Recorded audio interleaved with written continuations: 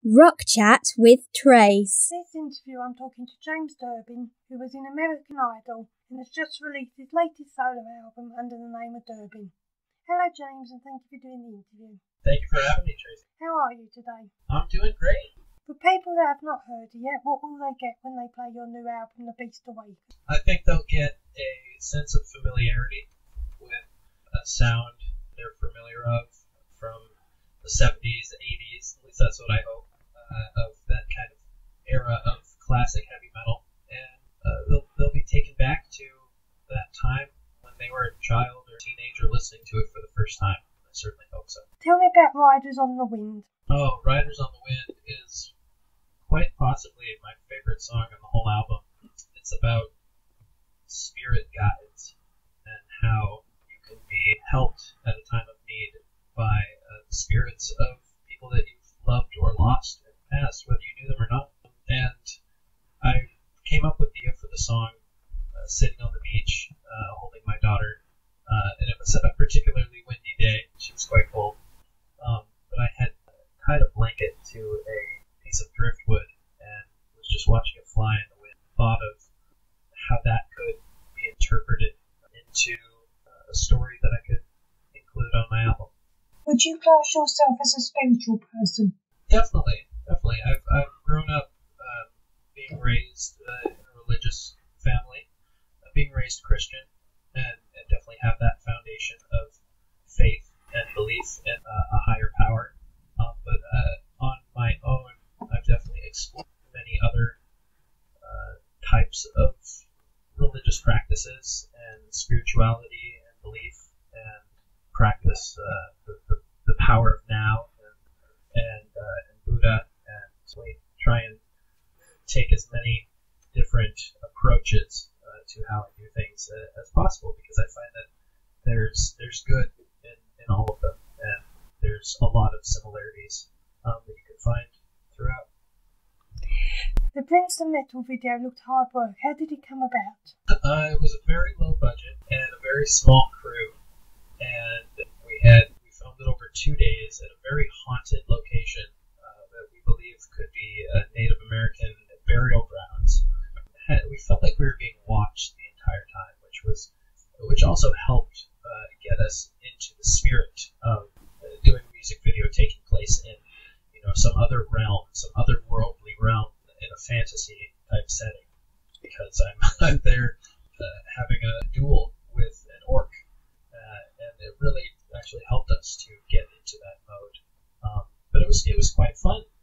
It was quite fun wielding a sword and battling an orc.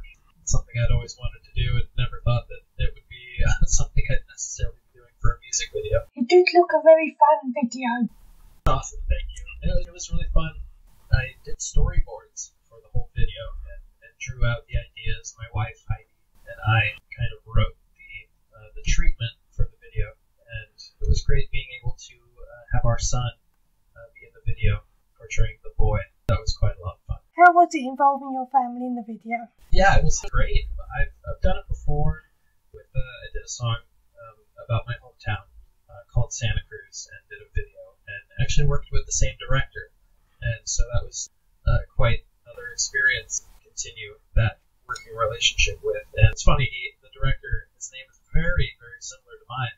My name's Durbin, and his name is Durbin, where the B and the R just reversed. He's definitely got some Farmay past. But it was quite a lot of fun directing my son, and kind of showing him what I want him to do and how to do it. And he's a Taurus, so taking those kinds of directions too many times over and over. But being on a film set, even something small like a music video, it's very, very time consuming. I think each day, did 2 days, and both days were like 16 or 17 hour days of being on set. So it definitely takes its toll, but he did a hell of a job. Would you say the album is influenced by COVID? I mean, definitely being put in a position to kind of being forced to be alone and to write the album by myself. I'm very glad that I had that opportunity. Of course, I wish they were under different circumstances, but I'm glad that I had the opportunity to push myself in that way and just kind of get up every day and go sit at my desk and stare out the window, being on lockdown and being in quarantine. it really helped be able to go so far inside of my own imagination to write. Did you enjoy the process of writing by yourself? I really did. I've gotten to that mode quite a lot in the past couple of years. The album that I did before this was my last James Durbin album under my full name. It's called Homeland. It's a kind of Americana storyteller, singer-songwriter album that I wrote, produced, engineered, mixed, and mastered, played almost all the instruments on, and was a complete independent production. And I learned a lot about myself as a songwriter and a storyteller. And with the Beast Awakens, it's no exception, even more so, because I was forced to be inside and forced to be doing it alone, which was great. I took it as a real challenge, and I'm very, very proud of the outcome and the end result. This album appears to signify a brand new image for you. Is that a result of maturity and confidence in your music? I definitely have. I wanted to. Well, there's not necessarily a maturity. I am singing about demon dragons and kings and queens, so in a way there's more of a immaturity to it. In a way, in that there's a lot of maturity, because it wasn't just putting in a bunch of ideas into a hat and drawing them out and figuring out how to create a song. I really dug into some of my own experiences and found ways to translate those, much inspired by Tolkien in how he was able to portray tragedies in his life and his time in the war into a greater story that could live beyond him and inspire so many countless individuals, like myself included. And was really inspired by that to write a story that's somewhat based on truth, but is wrapped in so much fiction that the possibilities of where I can take it and where it can take me. Tell me about your band. It's myself on guitar on the album for rhythm. My bass player, Barry Sparks, who is played with everyone from Michael Schenker Group, Yngwie Malmsteen, a very, very popular band in Japan called Bees, as well as Dokken.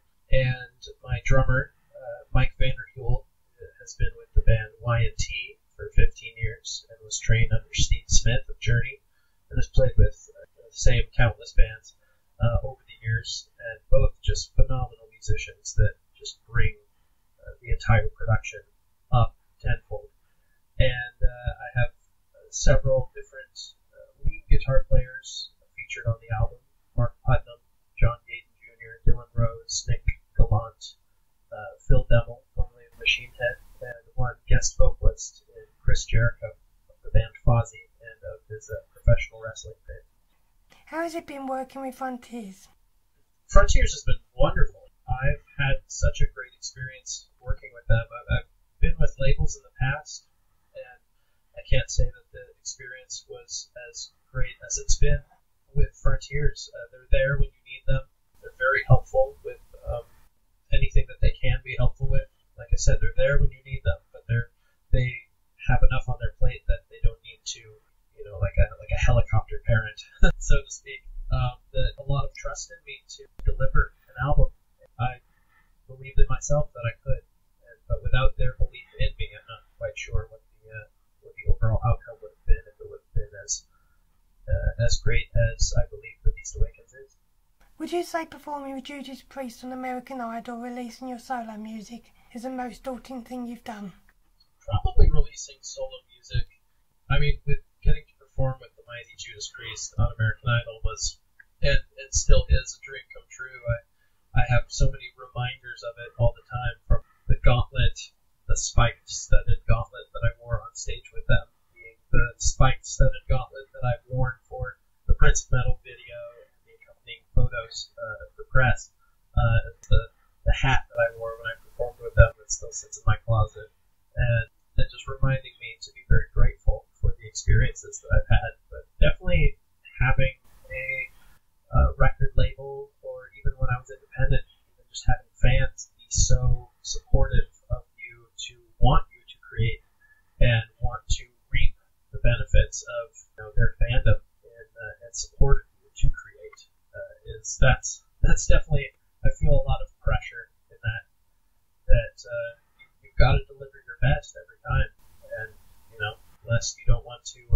lose fans when I gain fans. So it's always trying to do better than you've done before. And I might be able to perform with Judas Priest again in the future. I certainly hope so. That'd be another dream come true. But, the music keeps on going. You keep making albums. You keep creating. And, the Priest performance might just be a one-off for the history books. How important is being a role model to you, especially people with disabilities? Well, when I was growing up, I didn't have anybody that I could look to. I didn't have anybody that I could say, that person has what I have. They're just like me. Look at them. They're doing it. And I've been able to be that. I've become what I always wanted. I get to be that for other people. And it's quite a shock sometimes to meet people and to hear and understand how much some things that I've done, just living my dreams, doing something for myself, has had such an impact for others. That's sometimes difficult for me to grasp, but it's something that I'm so very thankful that I have that opportunity to be, and I never take it for granted, and always give my time to people with disabilities especially, and it's just been such a rewarding experience, and especially now also, 10 years after I was on American Idol, there's now a young woman on American Idol this season that has Tourette's syndrome, and I've met her several times. According to her, I inspired her to do this and to have her own experience and take her own American Idol journey. So that's another thing that's just it's constant reminders to stay humble and to be very grateful and gracious for getting to continue to sing and create music and live my dreams, and on the same way inspire others to live theirs. I know you're a big fan of wrestling. Did you ever consider a career in wrestling? I thought about it when I was younger. I wanted to be a wrestler or be a singer. And I remember in English class in high school, the teacher was asking different individuals in class what they wanted to be when they graduate, or what their career idea. I think it was my second year in high school. Say out here, sophomore. And I got called on. I told her that I either wanted to be a professional wrestler or a rock singer. And everybody in the class laughed. The teacher laughed, embarrassed me. And I grabbed my things and I went straight for the door. And I basically turned around to the teacher in the class and I said, "You're laughing now, but one day you're not going to be laughing." And I with my love of wrestling at the time, I pulled a D-Generation X, and I told the teacher and all of my classmates that they could suck it, and slammed the door and never went back to that school. Well, you managed to prove them wrong. Yes, I've definitely been wrong in one aspect of the singing. I've been in a wrestling ring a couple times and have taken a bump, as they say, and it is no fun. You definitely have to have a certain level of love for the art of professional wrestling, and I still have that love for it, but not necessarily getting in there and doing it, because although it looks like it's a bouncy, springy, I've been in WWE rings, I've been in independent rings, and it looks can be deceiving. There's really no bounce to it. There's no springs. It's all steel, plywood, a tiny bit of padding just to break your fall between the wood and the steel. And the ring ropes are actual ropes wrapped in tape. At least WWE's ropes aren't, and others aren't. Usually elevator cables that are also wrapped in tape. And it's all very, very unforgiving, so I'm not sure how much of both I could handle. So who would you say is your favourite wrestler of all time and why? Well, as far as it's difficult for me. I kind of separate them into different categories. As far as the personality goes, I'd say Macho Man Randy Savage, really committed to his character very much so, and that was him. But if I had to pick one for all time, I would probably go with The Undertaker. I remember how much fear he struck into my heart. But I lost my dad at a young age, and he had a very similar look to The Undertaker. Long hair, tattoos, and when I got into wrestling, was a couple years after my dad had passed, found The Undertaker, and I thought it was like my dad resurrected. And so I became very obsessed with The Undertaker. And the first time I saw him at a WWE event, I cried. It was very, very, very deep, big experience for me. And I had the chance to meet him and shake his hand, and that was wonderful as well.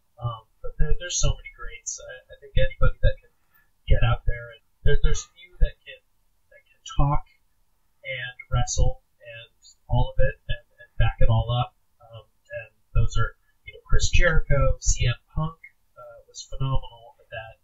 The Rock, Stone Cold Steve Austin, Ric Flair. Yeah, it's definitely tough to pick just one. Where can people buy the album? You can get the album online at the Frontiers Records online shop and the European store, as well as a US store. You can find it on Amazon. But definitely, I implore everyone to, if you have a local record store, a local brick and mortar mom and pop record shop that you go and get your CDs at, to definitely do it there. It might take a couple days longer to get there, but that couple bucks that the record store is going to make versus Amazon making, to the record store, it means the world to them that you would order through them, and it's great to support your local businesses and to keep the dreams alive in your community. Anything else you want to mention?